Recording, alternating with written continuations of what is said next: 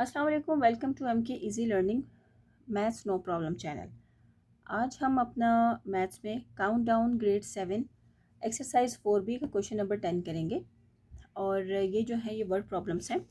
तो चलें अपने क्वेश्चन की तरफ चलते हैं। क्वेश्चन नंबर 10 है कि Mariam wants to buy a table cloth that covers her square table top completely if the area of the table cloth is 6400 square centimetres. What is the length of the side of the table. तो हमें जो है वो table की sides जो है वो मालूम करनी है। एक मालूम कर लेंगे तो दूसरी भी मालूम हो जाएगी, इस वजह से क्योंकि स्क्वायर टेबल है। तो उसके लिए जो है वो टेबल क्लॉथ जो है बाय करना चाह रही हैं, जो कि हमें यहाँ पर उन्होंने दिया हुआ है। गिवन डेटा जो है उसमें सिर्फ और सिर्फ हमें एरिया बताया हुआ है टेबल क्लॉथ का, जो कि है 6400 स्क्वायर सेंटीमीटर्स। तो सबसे पहले हम यहाँ पर अपने जो हमें जो इन्फॉर्मेशन दी हुई है हम वो लिख लेते हैं, यानी जो हमें गिवन डेटा है। तो आप यहाँ पे लिख सकते हैं गिवन डेटा। गिवन डेटा में उन्होंने हमें दिया हुआ है एरिया, जो कि है 6400 स्क्वायर सेंटीमीटर्स। और हमें जो है वो बेसिकली लेंथ मालूम करनी है। तो वो जो है अननोन है, हमें मालूम नहीं है कि वो कितना होगा। तो अब इसको फर्दर अब मालूम करते हैं। अब हमें एरिया का फॉर्मूला पता है कि एरिया का फॉर्मूला है area is equals to length square, यानी दोनों साइड्स की लेंथ। क्योंकि हम यहाँ पे स्क्वायर की बात कर रहे हैं, इस वजह से अगर आप एक साइड मालूम करेंगे तो दूसरी साइड भी आपको ऑटोमेटिकली मालूम हो जाएगी। लिहाजा अब यहाँ पर अगर हम देखें, एरिया हमें उन्होंने दिया हुआ है 6400 इक्वल्स टू, और एल स्क्वायर हमें मालूम करना है। अब यहाँ पर स्क्वायर है, स्क्वायर को हम उस वक्त तक सॉल्व नहीं कर सकते जब तक हम स्क्वायर को ख़त्म नहीं करते। तो इस स्क्वायर को सॉल्व आउट करने के लिए हम यहाँ पर स्क्वायर लेंगे।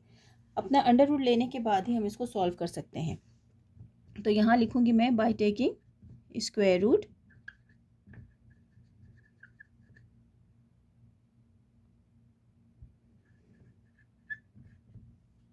Bye taking square root.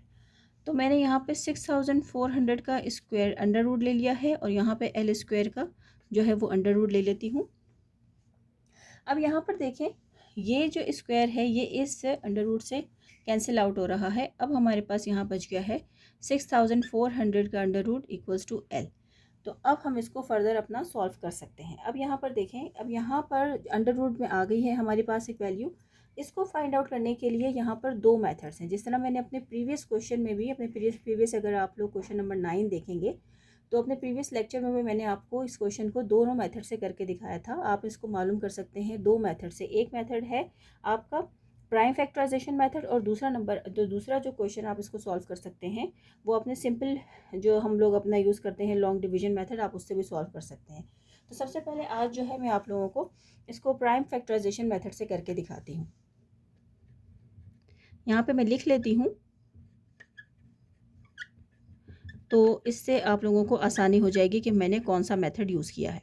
इसके बाद मैं जो है वो दूसरा मेथड से भी बता दूंगी आप लोगों को इस क्वेश्चन को।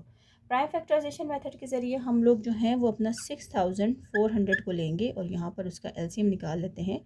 2 के टेबल से चला जाएगा ये। 2 3 6, 2 2 4, 0 0, 2 times 1, 2 6 12, 0 0, 2 8 16, 0 0, 2 4 8, 0 0, 2 2 4, 0 0, 2 1 2, 0 0, 2 5 10, 0 एंड 2 5 10 और 0। अब यहाँ पर जो है 2 2 4 और 2 5 10। अब यहाँ पर आ जाता है 5। तो 5 टाइम्स 5 5 25 एंड 5 टाइम्स 1 इज़ 5। तो ये देखें, ये मैंने अपने प्राइम फैक्टराइजेशन की मदद से इसको यहाँ पे मैंने सॉल्व कर लिया। अब जितने भी पेयर्स बनते हैं वो मैं यहाँ पे लिखती जाती हूँ, आप लोग देख लीजिएगा। हमें मालूम करना है अंडर रूट 6400, इसको मालूम करना है हम लोगों ने। जितने भी पेयर्स आए हैं वो मैं लिख लेती हूँ। पेयर्स हैं यहाँ पे 1 2 3 4 5 6 7 8। 1 2 3 4 5 6 7 8। ये 2 है और 5 है 1। 5 मल्टीप्लाई बाय 5। अब ये सब के सब किस में है? अंडर रूट में है। क्यों? अब इसको हम यहाँ पर पेयर बना लेते हैं और फिर मैं इसको लिखती हूँ। 2 का स्क्वायर मल्टीप्लाई 2 का स्क्वायर मल्टीप्लाई 2 का स्क्वायर मल्टीप्लाई 2 का स्क्वायर मल्टीप्लाई 5 का स्क्वायर। अब मैं यहाँ पर सब पे इंडिविजुअली अंडर रूट जो कि यहाँ पर आ रहा है इसको ख़त्म करने के लिए, तो लिहाजा ये इससे यहाँ पे कैंसिल आउट हो जाएगा, स्क्वायर अंडर रूट से कैंसिल आउट हो जाता है। अब हमारे पास बच गया है यहाँ पे 2 multiply by 2 multiply by 2 multiply by 2 multiply by 5। तो अब इसको सिंपल इसकी हम मल्टीप्लिकेशन कर लेंगे। 2 times 2 is 4, 4 times 2 is 8, 8 times 2 is 16, and 16 times 5 is 80। तो ये हमारे पास आया है 80। तो अंडर रूट 6400 का जो हमारे पास आ गया है वो आया है 80 सेंटीमीटर। तो ये हमारा आंसर है। ये जो है ये रफ वर्क है। तो ये देखें, ये जो मैंने सॉल्व किया है ये किया है मैंने प्राइम फैक्टराइजेशन मेथड के ज़रिए।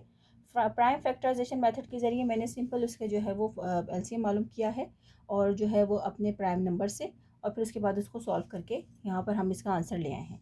ये था प्राइम फैक्टराइजेशन मेथड। अब इसको मैं सॉल्व करूँगी लॉन्ग डिवीजन मेथड से, जो कि हम लोग अपने इसी एक्सरसाइज 4B के क्वेश्चन नंबर 3 के जितने भी क्वेश्चन थे वो हमने सारे के सारे लॉन्ग डिवीजन मेथड से किए थे। तो अब हम इसको सॉल्व करते हैं फर्दर अपने लॉन्ग डिवीजन मेथड से। दोनों मेथड्स बहुत आसान है, आप लोगों को जो इजी लगे आप लोग कर लीजिएगा। मैंने ये दोनों मेथड्स आप लोगों को इसलिए बताए हैं ताकि अगर आप लोगों को एक मेथड से समझ नहीं आया तो दूसरे मेथड से आपको समझ आ जाए। मेरी कोशिश है कि आप लोग मेरी वीडियोस को जो देख रहे हैं, टाइम स्पेंड कर रहे हैं, तो आप लोग ज़्यादा से ज़्यादा उस चीज़ से फ़ायदा उठा सकें और समझ सकें। तो ये देखिए, मैं अब लॉन्ग डिवीजन मेथड से लिख कर रही हूँ। मैं यहाँ पर लिख लेती हूँ।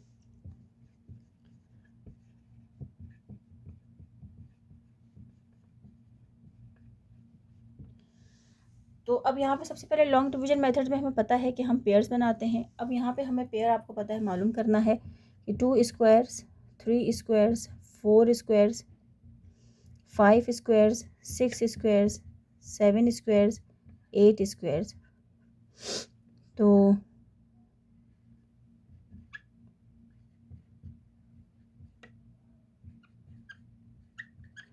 तो यहाँ पे 8 पे जो है हमें 64 मिलता है, तो मैं यहाँ पे 8 ले लूँगी। 8 टाइम इज 8 इज़ 64। 8 को ऐड करूँगी तो 16। यहाँ पे सब्सट्रैक्ट करती हूँ तो कुछ नहीं आता। यहाँ पे हमारा 0 0 बच गया है।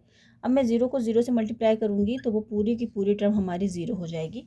तो इस तरीके से लॉन्ग डिवीजन मेथड के साथ भी हमारे लेंथ जो है वो कितनी आई है, 80 तो सेंटीमीटर। ये हमारा आंसर आ गया है। तो आप लोग देखें, लॉन्ग डिवीजन मेथड से भी हमारा सेम ही आंसर आया है और प्राइम फैक्टराइजेशन मेथड से भी सेम ही आंसर आया है। बहुत आसान क्वेश्चन था। सिर्फ और सिर्फ आप लोगों ने फॉर्मूले को मद्देनज़र रखना है और आप लोगों ने अपने जब कभी भी अंडर रूट आपने लेना होगा तो दोनों साइड्स पे हम इक्वल के दोनों साइड्स पर लेते हैं, सिर्फ एक साइड पर नहीं लेते।